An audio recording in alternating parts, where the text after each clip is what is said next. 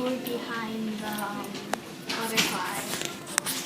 The butterfly mosaic, the story behind the butterfly mosaic is here at Stony Brook you had a very special teacher, Mrs. Schultz, that worked here for very many years working with first graders.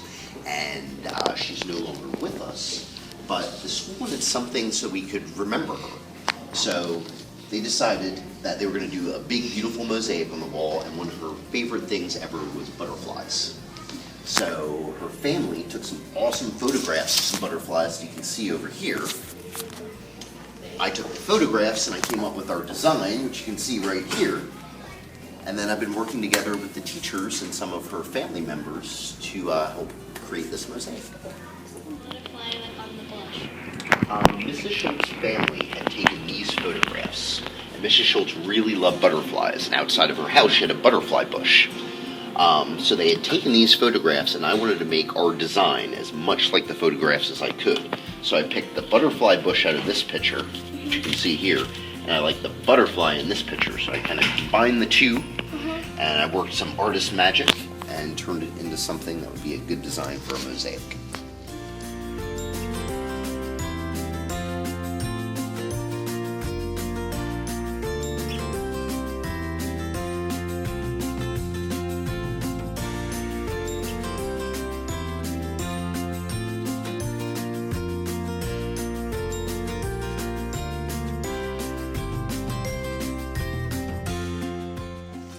Like, how did you make it? Like, what materials did you make? That's a really good question.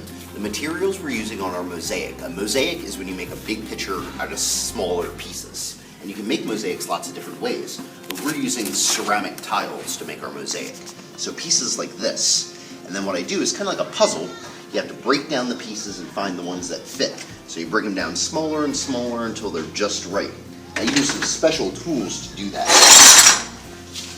This here is the tool that I use the most. This is called a tile nipper, and it's like a scissors for tile. And it can be used after you figure out what shape you need that piece. You can use this to cut them down and make them just the right fit. And then after we know that they're going to fit, we have this special glue that we use called mastic that we butter on the back of the tile and press it to the wall.